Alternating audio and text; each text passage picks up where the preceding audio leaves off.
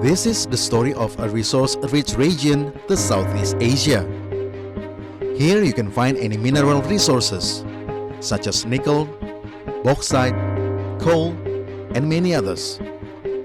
Copper and gold are hidden inside their mountains. Oil and gas are reserved under their land and soil. With these resources, countries in this region are developing prosperity for their generation in the present and future. But how can they become prosperous if the resources are managed like this? When the negotiations are taken behind a closed door, companies can get license to displace people, to open the land and forests without people's consent, and people do not have access to the contracts. Resource governance in this region is considered weak and poor, as the regulatory agency for the natural resources are not working independently.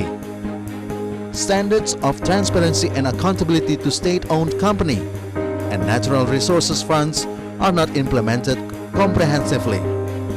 And many of these countries have not yet adopted the international reporting standard on governance and natural resources.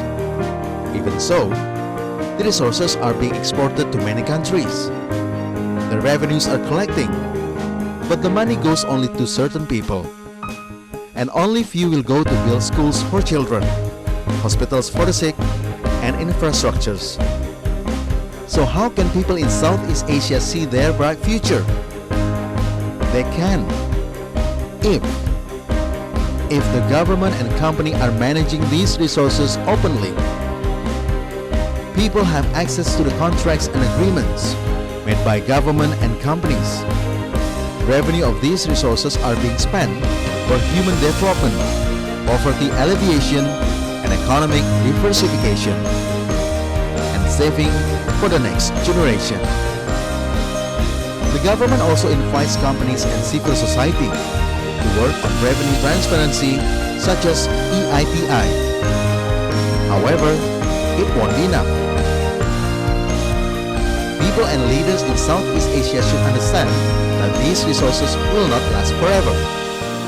They also need to develop a regional framework to promote transparency and accountability, sharing benefits for the local communities, protecting the environment, and respecting to human rights.